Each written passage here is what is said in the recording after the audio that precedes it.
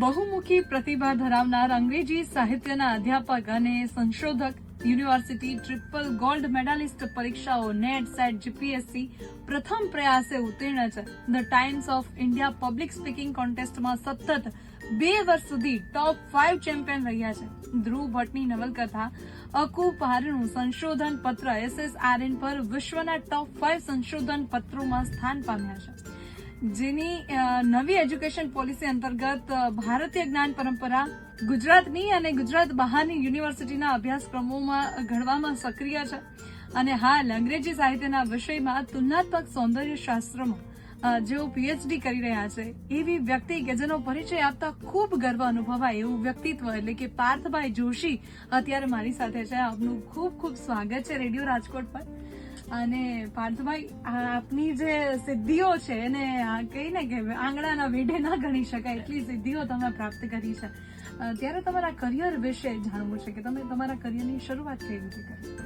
મૂળ દેવ્યાનીબેન, હું આમ સાયન્સનો વિદ્યાર્થી, એટલે 10મા ધોરણમાં ખૂબ સારા ટકા આવ્યા હોય એટલે સ્વાભાવિક રીતે મા બાપ એવું કહે કે દીકરો સાયન્સમાં આગળ વધે, ડોક્ટર, એન્જિનિયર વગેરે બને. એટલે મેં જ્યારે મારું વતન ગોંડલ અને ગોંડલ સેન્ટ મેરી સ્કૂલમાંથી 10મું ધોરણ પૂરું કર્યું અને સારા માર્કે ઉત્તીર્ણ થયા હોય એટલે IITમાં જવાના સપના હોય, એન્જિનિયર બનવાના સપના હોય વગેરે. એટલે સાયન્સમાં મેં એડમિશન લીધું, પણ ખૂબ જ જલ્દી એટલે કે 1 વર્ષની અંદર જ મને એવું રિયલાઇઝ થયું કે this is not my cup of tea. એટલે 12મું ધોરણ સરસથી પૂરું કર્યું અને સારા ટકા આવે એવો પ્રયાસ કર્યો અને આવ્યા. પણ પછી એવું થયું કે સાહિત્યમાં રસ છે, વાંચવામાં રસ છે, કવિતાઓ વાંચવી ગમે છે, નવલકથાઓ વાંચવી ગમે છે. એટલે સાહિત્યમાં, લિટરેચરમાં શિફ્ટ થવાનું વિચાર્યું. એટલે 12 સાયન્સ પછી મેં BA ઇંગ્લિશ કર્યું અને પછી MA ઇંગ્લિશ કર્યું, MPhil કર્યું વગેરે, આગળ રિસર્ચ શરૂ કરી. એટલે મૂળ આમ તમને તમારી માર્કશીટ છે, it is not a reflection of your interest.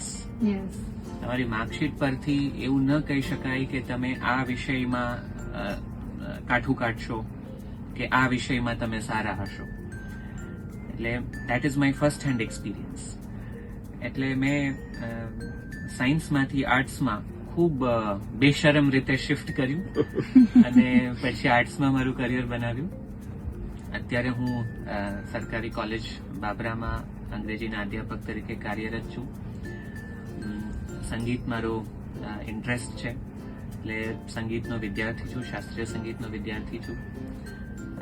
એની સાથે સાથે વાંચન, લેખન, જુદી જુદી આર્ટ્સમાં, ફિલોસોફીમાં, એસ્થેટિક્સ વગેરે વાંચતો હોઉં છું.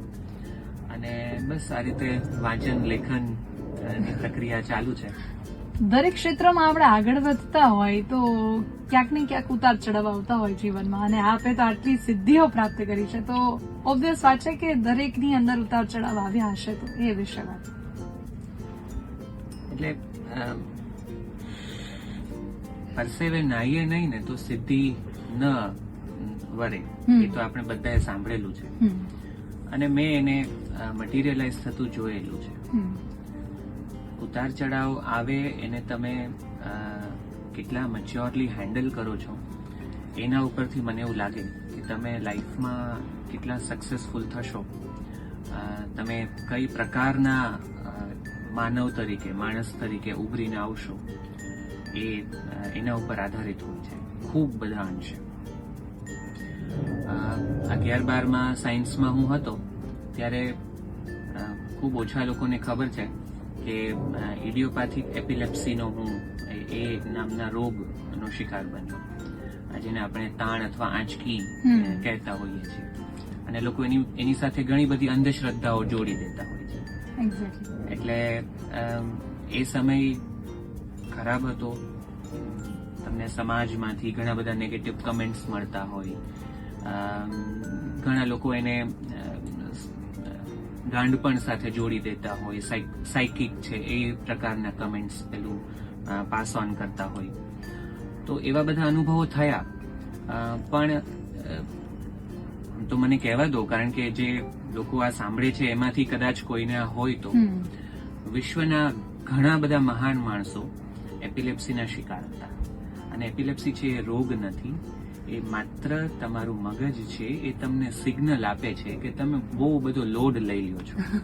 સ્ટ્રેસ ઓછો લો, લોડ ઓછો લો અને તમારા માઇન્ડને પોતાની રીતે હળવાશથી કામ કરવા દો. Albert Einstein was an epilepsy patient. Leonardo દા વિન્ચી એપિલેપ્સીના પેશન્ટ હતા.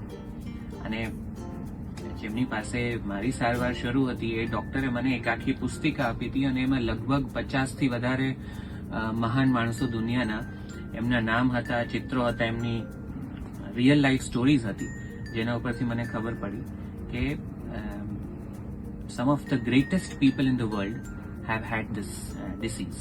આમ તો હું એને ડિસીઝ અને રોગ પણ નહીં કહું, આ એક નેચરલ રિએક્શન છે તમારા મગજનું કે તમને એ કહે છે કે ભાઈ તમે એને થોડું સંભાળીને, જેમ તમે હૃદયને સંભાળીને રાખો છો એમ તમે તમારા બ્રેઇનને પણ સંભાળીને રાખો.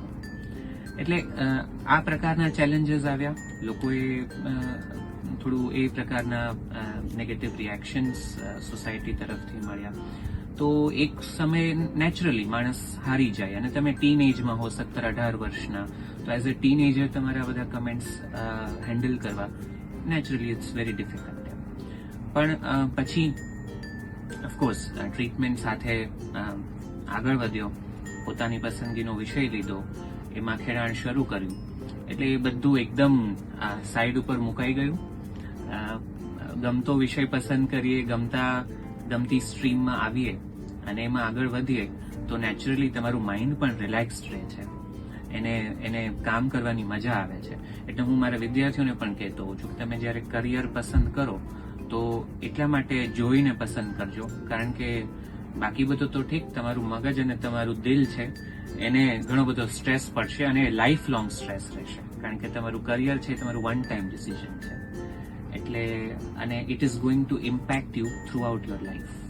માત્ર તમને નહીં, તમારા ફેમિલીને, તમારી આજુબાજુના લોકોને એ વસ્તુ ઇમ્પેક્ટ કરવાની છે. તો આઈ વોઝ લકી કે સાચા સમયે મેં એક સાચો નિર્ણય લીધો એવું હું માનું છું. આજે મને એવું લાગે છે કે એ વખતે મેં એક સાચો નિર્ણય લીધો, જેનાથી ઘણા બધા ચેલેન્જીસ, અવરોધો આવી શક્યા હોત એ ન આવ્યા.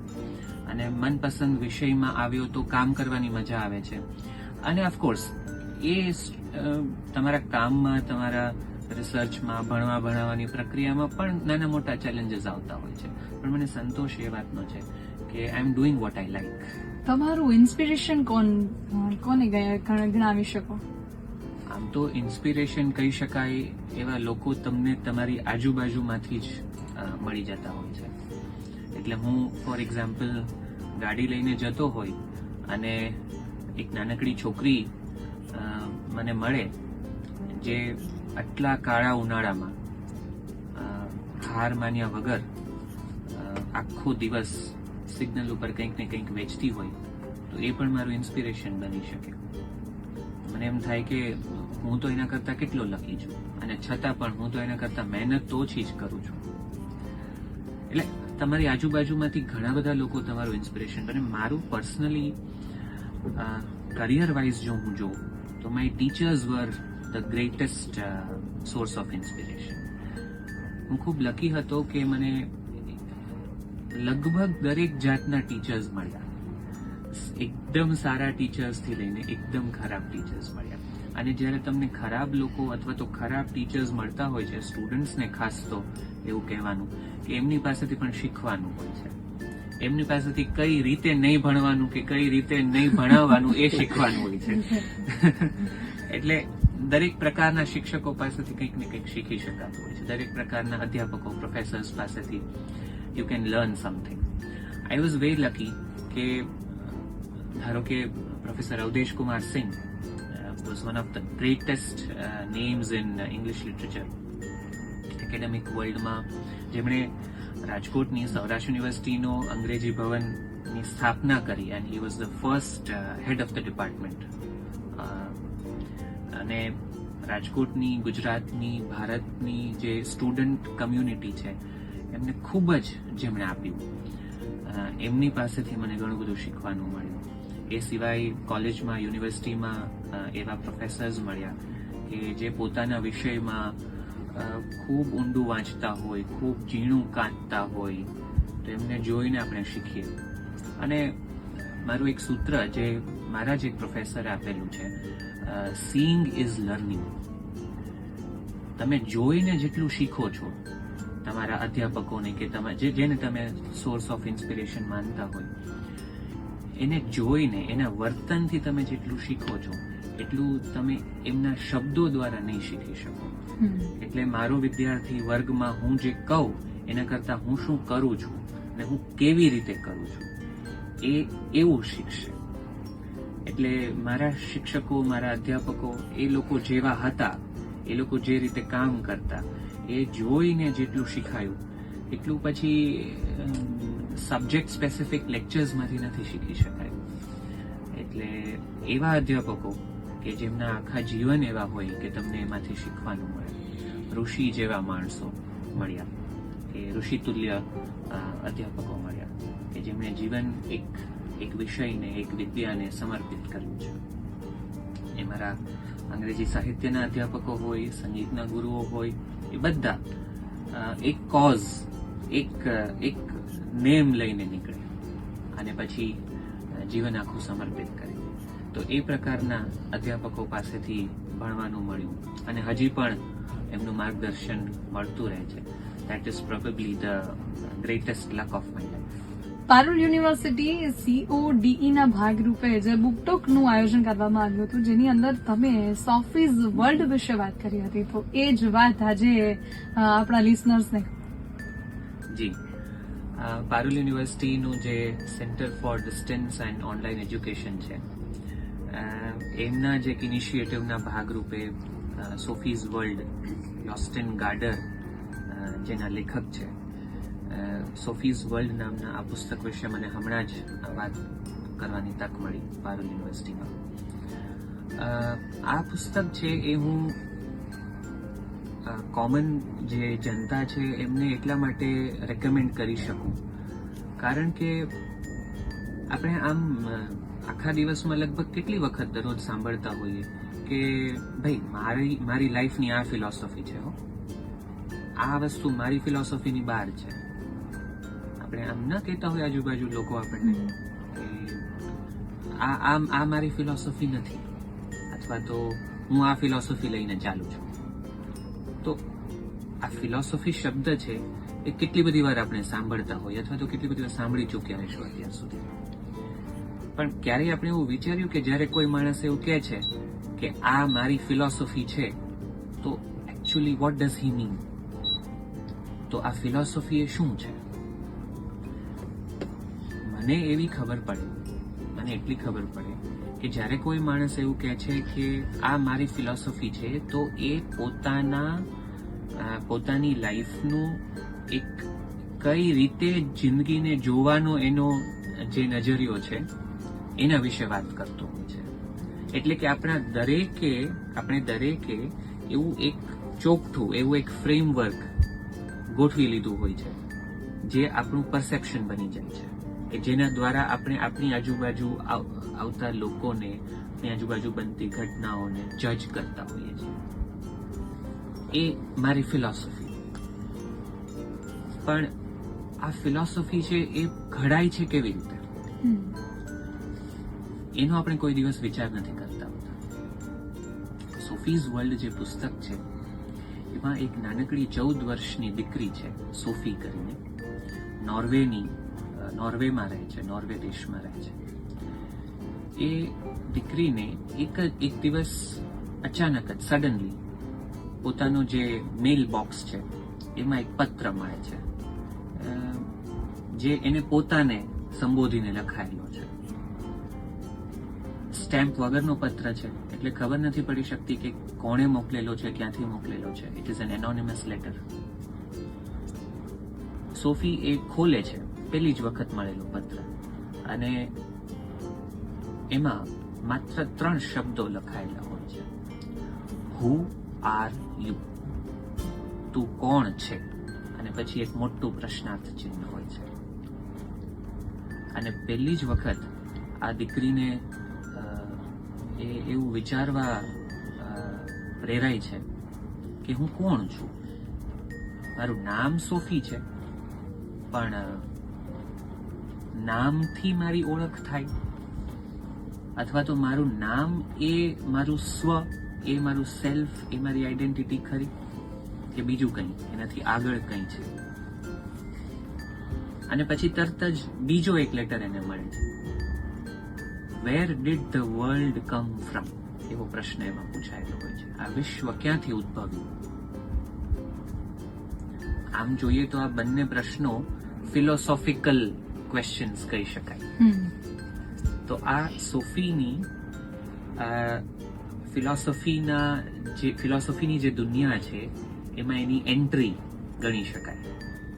એ નાનકડી દીકરી છે, એની જિજ્ઞાસા વૃત્તિ છે જાગૃત થાય છે આ પ્રશ્નો દ્વારા.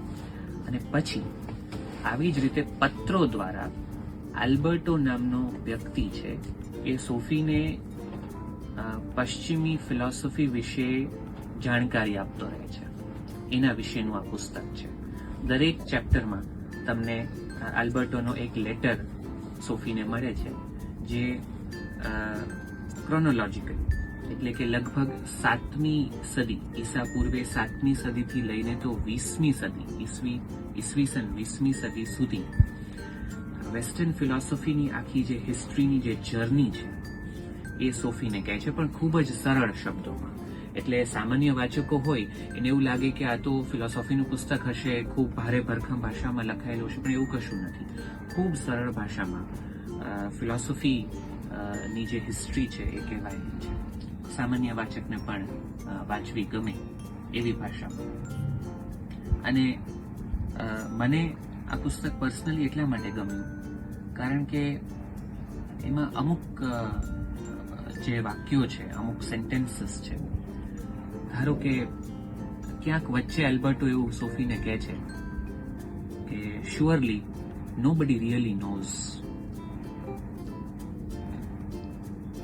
આપણે એવું કહી શકીએ કે કોઈને આ દુનિયા ક્યાંથી આવી, કે હું કોણ છું, એનો જવાબ ડેફિનેટલી ખબર છે એવો કોઈ માણસ નથી.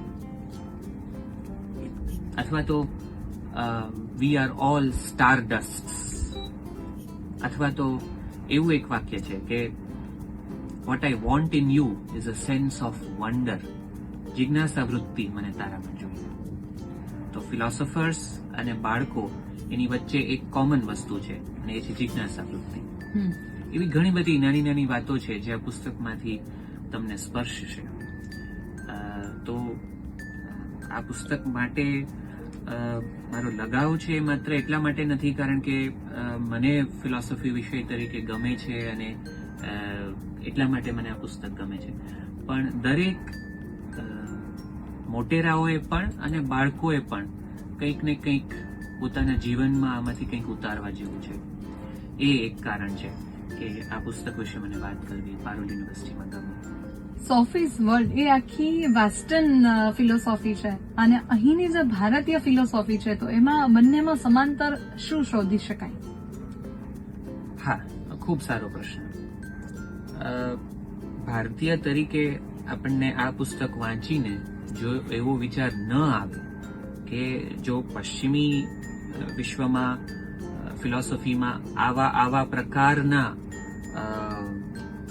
માઇન્ડ્સ થઈ ગયા, તો ભારતમાં એવા કોઈ માઇન્ડ્સ નહીં થઈ ગયા હોય, એવો વિચાર જો આપણને ન આવે તો જ આશ્ચર્ય થાય. એટલે સોફીઝ વર્લ્ડ છે એમાં ગ્રીક, રોમન, ઇંગ્લિશ વગેરે જે ફિલોસોફર્સ છે, સેન્ટ થોમસ, આમ તો સોક્રેટિસ, પ્લેટો, એરિસ્ટોટલ, સેન્ટ થોમસ એક્વિનાસ, પછી રેને ડેકાર્ટ છે, જ્હોન લોક છે, ત્યારથી લઈને તો સોરેન કિર્કેગાર્ડ, નીચે વગેરે 20મી સદીના જે ચિંતકો થઈ ગયા એમની વાત કરવામાં આવે છે. પણ મને એ વાંચીને એવું લાગ્યું કે આના જે પેરેલલ્સ છે, આની જે સમાંતર વિચારણા છે, એ ભારતમાં તો બહુ પહેલા થઈ ગયેલી છે. ધારો કે સોફીને, હું માત્ર 2 જ ઉદાહરણ તમને આપું. સોફીને જે પહેલા 2 લેટર મળ્યા કે જેમાં 2 પ્રશ્નો પૂછાયેલા છે. પહેલા લેટરમાં લખેલું છે હુ આર યુ, તું કોણ છે. તમે ઉપનિષદમાં જુઓ તો ઉપનિષદનું મહાવાક્ય છે અહમ બ્રહ્માસ્મિ. તો સોફીને જે પ્રશ્ન પૂછાયેલો છે એનો જવાબ તમને ઉપનિષદોમાં મળે છે, હું બ્રહ્મ છું. પછી બીજો લેટર છે, એમાં ધારો કે એવું પૂછેલું છે કે where does the world come from, વિશ્વ ક્યાંથી આવ્યું છે, અથવા તો વિશ્વમાં શું છે, એ રીતે પણ એને તમે ઇન્ટરપ્રિટ કરી શકો. છાંદોક્ય ઉપનિષદ કહે છે સર્વમ ખલુ ઇદમ બ્રહ્મ, આ બધું કંઈ નથી પણ બ્રહ્મ છે. અથવા તો ઈશોપનિષદ શોધો, પહેલો જ શ્લોક ઈશાવાસ્યમ ઇદમ સર્વમ, આ બધું કંઈ નથી પણ ઈશ. અને આ જીવ જગત ઈશ્વર એ બધાના આપણે ઊંડા ઉતરીએ ઉપનિષદોમાં, ઇન્ડિયન ફિલોસોફીમાં, એટલે આ દરેકના જે કોન્સેપ્ટ છે ખૂબ ઊંડા છે, આપણને ખબર પડે. પણ આ બધું એક રીતે કંઈ નહીં પણ ઈશ્વર દ્વારા આવાસિત છે. નરસિંહ મહેતા આપણને કહે કે અખિલ બ્રહ્માંડમાં એક હતું શ્રી હરિ, જોજવે રૂપે અનંત ભાસે. તો ભારતીયો તરીકે, ગુજરાતીઓ તરીકે સોફીને જે પ્રશ્નો પૂછાય છે, સોફી એના વિશે જે વિચાર કરે છે, એવી જ સમાંતર વિચાર કરવાની પ્રક્રિયા આપણા મગજમાં ચાલે તો આપણને પણ એના જવાબો આપણી ભારતીય ફિલોસોફીમાંથી, ભારતીય ઇન્ડિયન સ્પિરિચ્યુઆલિટીમાંથી મળી શકે એમ છે. આપણે માત્ર એ તરફ ડોક્યું કરવાની જરૂર છે. એટલે હું એવું મારા વિદ્યાર્થીઓને પણ કહેતો હોઉં છું કે જ્યારે તમે વેસ્ટર્ન લિટરેચર વાંચો, ઇંગ્લિશ લિટરેચર વાંચો, યુરોપિયન લિટરેચર વાંચો, તો એને માત્ર વન ડાયમેન્શનલી નહીં વાંચો, એક સિંગલ ડાયમેન્શનથી નહીં વાંચો.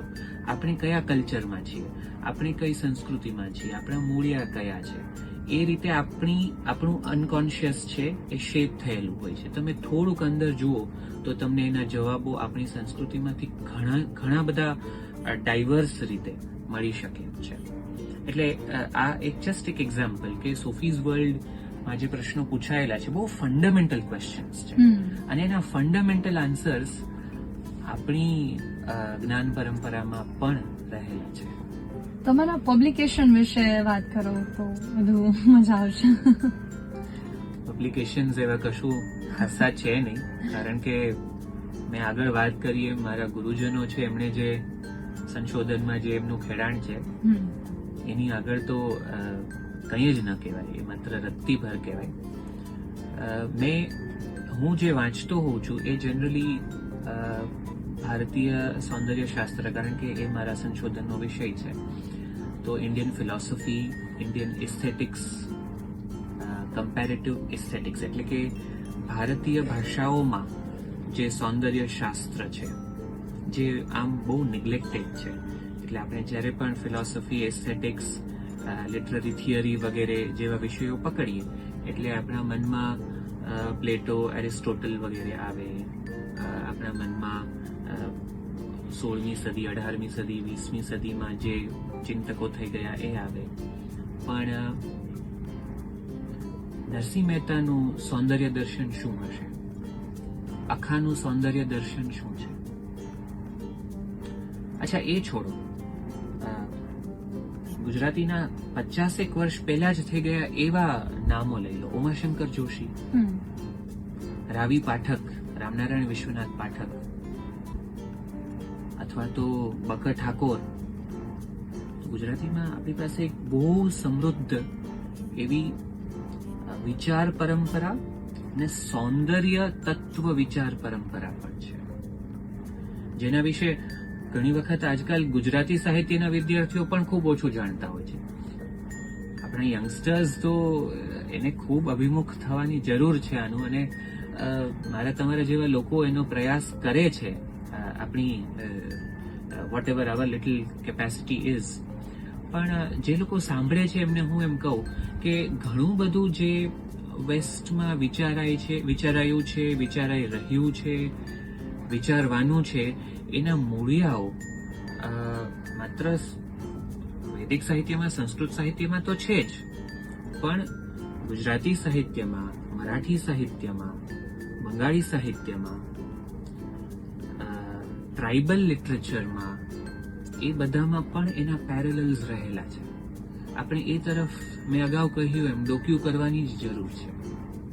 તો હું જે હાલમાં જે હું વાંચી રહ્યો છું એ પ્રોફેસર એમ હિરિયનના ઇન્ડિયન ઇંગ્લિશ, ભારતમાં ઇંગ્લિશમાં 20મી સદીમાં ઇંગ્લિશમાં જે લોકોએ સૌંદર્ય તત્વ વિચાર કર્યો છે એમાં પ્રોફેસર એમ હિરિયનના છે, ડોક્ટર આનંદ કુમારસ્વામી છે, મહર્ષિ અરવિંદ છે, આવા બધા જે ચિંતકો છે એમણે સ્વતંત્ર રીતે, કારણ કે એ જે સમય હતો એ બ્રિટિશ કોલોનાઇઝેશનનો સમય હતો, તો એવા સમયમાં પોતાની રીતે શું સૌંદર્ય વિશે, બ્યુટી વિશે શું થિયોરાઇઝેશન કર્યું, એવા સિદ્ધાંતો આપ્યા. એવી જ રીતે ગુજરાતીમાં જે 20મી સદીના ચિંતકો થઈ ગયા એમણે શું સૌંદર્ય વિશે સિદ્ધાંતો આપ્યા, એ વિશે મારું હાલનું વાંચન શરૂ છે. એ સિવાય ટ્રાન્સલેશન મારા રસનો વિષય છે. આપે કહ્યું એ રીતે અકુપાર જે નવલકથા છે એ ઇંગ્લિશમાં ટ્રાન્સલેટ થયેલી, તો એમાં જે ક્રોસ કલ્ચરલ ટ્રાન્સલેશનના ઇશ્યુઝ ઊભા થાય છે એ વિશે થોડું સંશોધન કરવાનો અને એને પ્રકાશિત કરવાનો મને મોકો મળેલો. તો આવી બધી જે કલ્ચરલી રિચ સાહિત્યિક કૃતિઓ છે, સાંસ્કૃતિક રીતે જે ખૂબ ભરપૂર જેને કહી શકાય એવી કૃતિઓ છે, એમાં જે કલ્ચર, સંસ્કૃતિની જે વિચારણા છે, સૌંદર્યની જે વિચારણા છે, જે આપણા અધ્યાત્મમાં, આપણા તત્વદર્શનમાં જેના મૂળિયા રહેલા છે, એ વિશે મને વિચારવાનું, વાંચવાનું, લખવાનું ગમતું હોય છે. બસ એવું બધું ચાલે છે. ભારતીય શાસ્ત્રીય ગાયનમાં વિશારદ છો તમે, તો એના વિશે થોડી માહિતી આપો. હા, સંગીત, ભારતીય શાસ્ત્રીય સંગીત સાથે અભિમુખ થયો એને હવે આમ તો 14-15 વર્ષ થયા, પણ કલા એ એવી વસ્તુ છે કે તમે લગભગ એક આખું જીવન એને સમર્પિત કરી દો તો પણ મને એવું લાગે કે એનો ક્યાંય ઓર કે છોર તમને દેખાતો હોય એવું ન બને. ભારતીય શાસ્ત્રીય સંગીત આમ તો જ્યારે શરૂ કર્યું ત્યારે વિશારદ ને એ બધી ડિગ્રી લક્ષ્યમાં હતી, પણ જેમ જેમ શીખતો ગયો એમ થતું ગયું કે ડિગ્રી માટે સંગીત શીખવું અને એમાં પણ ભારતીય સંગીત શીખવું એ ઠીક છે, એક સ્ટેજ સુધી બરાબર છે, પણ પછી એ સાધના છે એ તો જીવન પર્યંત ચાલે. એટલે જે ડિગ્રી આમ તો 6 કે 7 વર્ષમાં પૂરી થઈ શકતી હોય છે, વિશારદ કરતા મને લગભગ 12 કે 13 વર્ષ લાગ્યા. કદાચ એમ પણ હોય કે હું બહુ ઠોઠ નિશાળ્યો હતો અને મને દરેક 1 વર્ષમાં પૂરું થતું એ મને 2 વર્ષમાં હું શીખી શકું, એટલે મને બહુ વાર લાગતી શીખવા માટે, એવું પણ હોઈ શકે. પણ મને એવું લાગ્યું કે તમે આમ તો જ્યારે તમે શાસ્ત્રીય સંગીતની વાત કરો છો એટલે તમે નાદ બ્રહ્મની ઉપાસનાની વાત કરો છો, તમે રાગ સંગીતની વાત કરો છો, તો મને લગભગ હું સમર્થ ગુરુઓ પાસે બેસીને તાલીમની શરૂઆત કરી અને રાગ સંગીત, રાગોનો પરિચય થતો ગયો, એમ મને લાગતું ગયું કે રાગ છે એ એક પ્રકારનો દરિયો છે, એટલે એમાં તમે ડૂબકી લગાવો તો પછી સાવ છબછબિયા કરીને બહાર ના આવવું જોઈએ, એમાં એક સરસ ડૂબકી તો લગાવવી જોઈએ. અને એ કંઈ 1 વર્ષમાં તમે 7, 8, 10 રાગ શીખી ગયા તો એમ ન ચાલે. એટલે થોડું ઊંડું ખેડાણ, અને એ માત્ર નિજાનંદ માટે એ થોડું ઊંડું ખેડાણ કરવાનો પ્રયત્ન રહેતો હોય છે. ગુરુઓની પણ એવી કૃપા છે કે એ લોકો, મારા ગુરુએ શ્રીમતી લીલાબેન પટેલ, એમણે મને કોઈ દિવસ એવો આગ્રહ નથી રાખ્યો કે હું પરીક્ષાલક્ષી શીખું સંગીત, અને જ્યાં સુધી તમારી તરસ છે શીખવાની ત્યાં સુધી વારંવાર એક જ રાગનો મહાવરો તમને કરાવે, અને જુદી જુદી રીતે એક જ રાગનું એવું દર્શન કરાવે તમને કે તમને એમ થાય કે રાગ એ કોઈ નિર્જીવ વસ્તુ નથી, એ સજીવ વસ્તુ છે તમારી સામે. મારા ગુરુઓ મને એવું કહેતા કે રાગ છે ને એ ચિત્ર જેવું છે. એક બ્લેન્ક કેનવસ લઈને તમે બેસો છો અને જેમ પેઇન્ટ બ્રશ દ્વારા તમે કેનવસમાં રંગો પૂરતા જાઓ છો, એમ એક એક એક એક એક એક સ્વર દ્વારા ગ્રેજ્યુઅલી એની બઢત દ્વારા તમે રાગનું એક આખું ચિત્ર તમારી સામે ખડું કરી શકો છો. એટલે જે સમર્થ ગુરુઓ છે એ કરી શકે છે, મારું તો એટલું ગજું નહીં, પણ મને એટલી ખબર પડી આટલા વર્ષોમાં સંગીતની સાધના દ્વારા કે રાગો છે, તાલો છે, સ્વરો છે, they are all living entities. They are not just sound waves that you produce from your vocal cords. તો એને તમારે તાદ્રશ થતો જોવો એ એક અનુભવ છે અને એટલા માટે સંગીત શીખવું જોઈએ. MHRD અને IIT મદ્રાસ સાથે મળીને સોફ્ટ સ્કિલ અને પર્સનાલિટી પરનો એક ઓનલાઈન કોર્સ ગુજરાતીના વિદ્યાર્થીઓ માટે આપે ઉપલબ્ધ કરાવ્યો છે, તો એના વિશે થોડી માહિતી આપો. હા, આ મોકો કોવિડ દરમિયાન મળ્યો કે જ્યારે ministry of human resource development દ્વારા, કારણ કે શિક્ષણ ઉપલબ્ધ કરાવવું એ વખતે that it self was a very challenging task. આપણને બધાને ખબર છે સ્કૂલ્સ કોલેજીસ બંધ હતા અને વિદ્યાર્થીઓને ઓનલાઈન શિક્ષણમાં જે ડિફિકલ્ટીઝ પડતી હતી એ બધું. તો એ વખતે NPTEL National Programme for Technology Enhanced Learning, જે IIT મદ્રાસનું એક ઇનિશિયેટિવ છે, એ લોકો એને સંભાળે છે. એ લોકોએ એમના જેટલા પણ ઓનલાઈન કોર્સીસ છે જે મુખ્યત્વે ઇંગ્લિશમાં હતા, અંગ્રેજી ભાષામાં હતા, એને રિજનલ લેંગ્વેજીસમાં, પ્રાદેશિક ભાષાઓમાં વિદ્યાર્થીઓને ઉપલબ્ધ કરાવવાનું બીડું ઝડપ્યું. અને એના માટે એ લોકોએ આખા દેશમાંથી ટ્રાન્સલેટર્સની એક ટીમ ઊભી કરી. દરેક ભાષામાંથી અધ્યાપકો હોય, ભાષાંતરકારો હોય, એની એક ટીમ ઊભી કરી કે જે લોકો આ બધા કોર્સીસ છે એને પોતાની પ્રાદેશિક ભાષામાં ટ્રાન્સલેટ કરી શકે. અને એ ટીમનો ભાગ બનવાનો મોકો મળ્યો, એ સદભાગ્ય રહ્યું. અને અમે લોકોએ અલગ અલગ કોર્સીસ જે પણ ડિસ્ટ્રીબ્યુટ કરેલા હતા એ મુજબ મને જે કોર્સ મળ્યો એ હતો એન્હાન્સિંગ સોફ્ટ સ્કિલ્સ અને પર્સનાલિટી. તમારું વ્યક્તિત્વ અને તમારા સોફ્ટ સ્કિલ્સને કઈ રીતે નિખારી શકાય એ ઉપરના અમુક મોડ્યુલ્સ છે. એ મને ગુજરાતીમાં એનું ટ્રાન્સલેશન કરવાનું સદભાગ્ય સાંપડ્યું અને એ કોર્સ હવે NPTELની પોતાની વેબસાઇટ ઉપર અવેલેબલ છે. અને આવા ઘણા બધા કોર્સીસ છે ગુજરાતીમાં કે જે પોસ્ટ કોવિડ પછી આપણા વિદ્યાર્થીઓ માટે, હાઉસવાઇફ્સ માટે અને બીજી કોમન પબ્લિક માટે કે જેને પણ શીખવાની ધગશ છે, એને ઘરે બેઠા પોતાની ગતિએ એ કોર્સીસ એ શીખી શકે છે અને એમાં સર્ટિફિકેટ મેળવી શકે છે. તો જે લોકો સાંભળે છે એમને પણ હું રેકમેન્ડ કરીશ કે NPTELના જે મૂક્સ છે, સ્વયં પોર્ટલ ઉપર જે કોર્સીસ છે એના વિશે થોડું ગૂગલ કરે, એના વિશે થોડી માહિતી મેળવે. વર્ષમાં 2 વખત એ કોર્સમાં એનરોલમેન્ટ થતું હોય છે. એવું જ નથી કે માત્ર ઇંગ્લિશમાં જ આ બધા કોર્સ જેમ અગાઉ અવેલેબલ હતા એમ હવે ઇંગ્લિશમાં જ અવેલેબલ. પ્રાદેશિક ભાષાઓમાં પણ લગભગ 70-80% કોર્સીસ હવે અવેલેબલ છે. તો એનો લાભ લઈ શકાય. 2 મહિનાનો કોર્સ, 3 મહિનાનો કોર્સ, 6 મહિનાનો કોર્સ, જે પણ વિષયમાં તમારી રુચિ હોય એનો કોર્સ એમાં તમે એનરોલ કરાવી શકો. તમારી ગતિએ તમે શીખી શકો. વિડીયો લેક્ચર્સના માધ્યમથી, મટીરિયલના માધ્યમથી, રીડિંગ મટીરિયલ્સ, નોટ્સ વગેરે ઉપલબ્ધ છે અને એમાં તમે સર્ટિફિકેટ મેળવી શકો છો.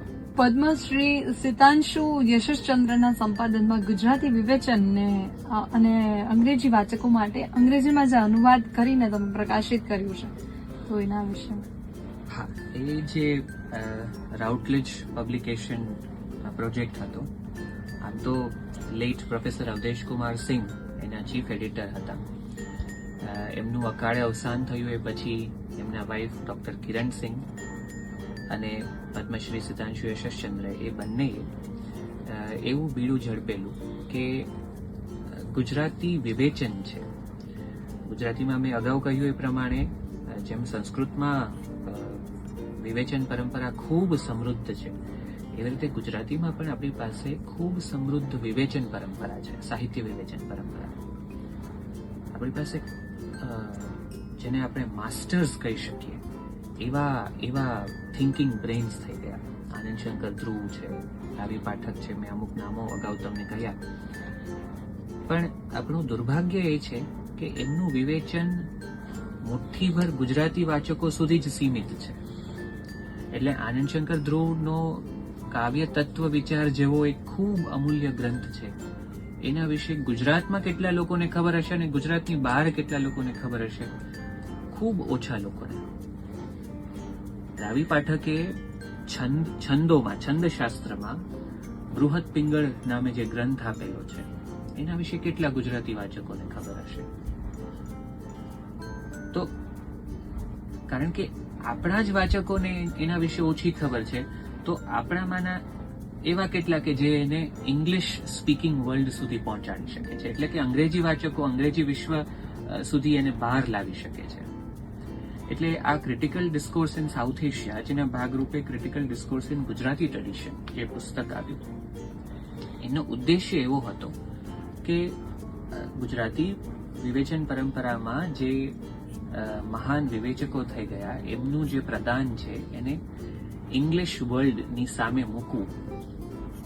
તો એમાં મને મારે ફાળે જે મારા ભાગે જે વિવેચકો આવેલા હતા એમના જે નિબંધો છે, એમના જે વિચારો છે એને ઇંગ્લિશમાં મેં ટ્રાન્સલેટ કરી અને એ પુસ્તકમાં મૂક્યા.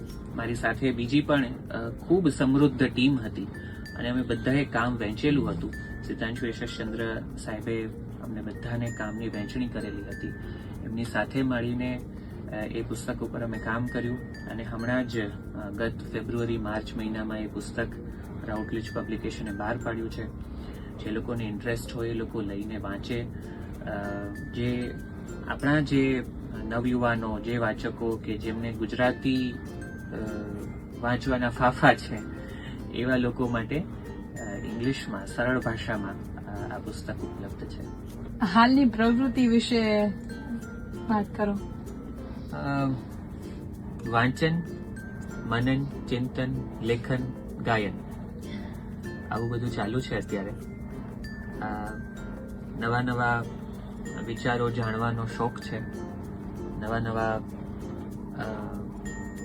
નવી જે વૈચારિક પરંપરાઓ છે એની સાથે અવગત થવાનો શોખ છે.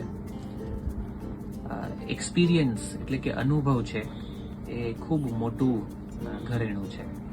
એટલે મારી ઉંમરે મને એવું લાગે કે એ હજુ ઘણું ખૂટે છે. અનુભવ વૃદ્ધ થવાનું ઘણું બાકી છે. વાંચનને સમૃદ્ધ કરવાનું ખૂબ બાકી છે. એટલે હજુ છબછબિયા કરતા હોય એવું જ લાગે છે.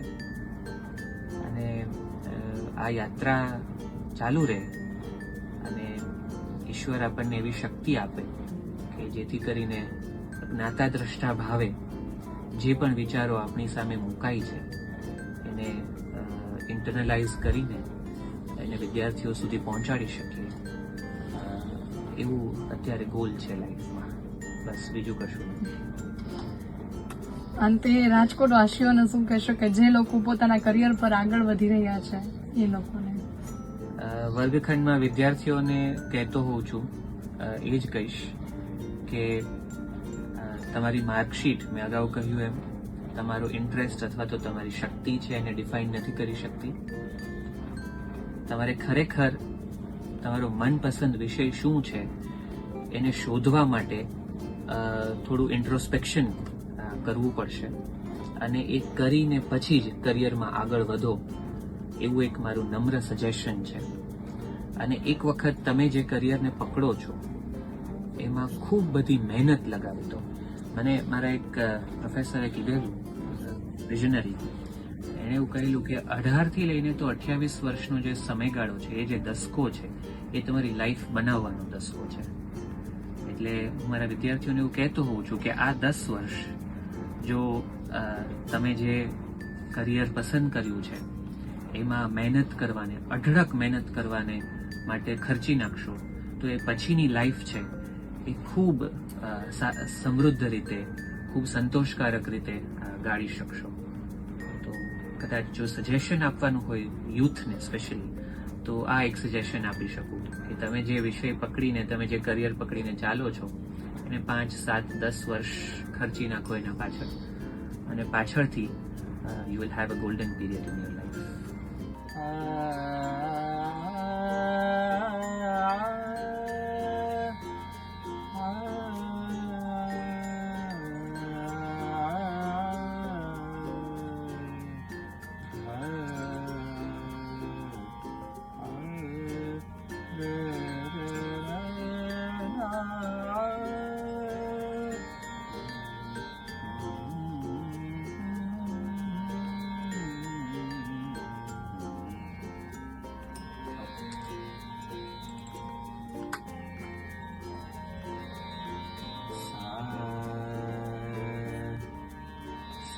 સમગમધનિ ધધ મગરે સમગમધનિ ધધ મગરે ધનિ ધગરે સનિ સમગમધ મગરે ધનિ ધગરે સનિ સમગમધ મગરે સ.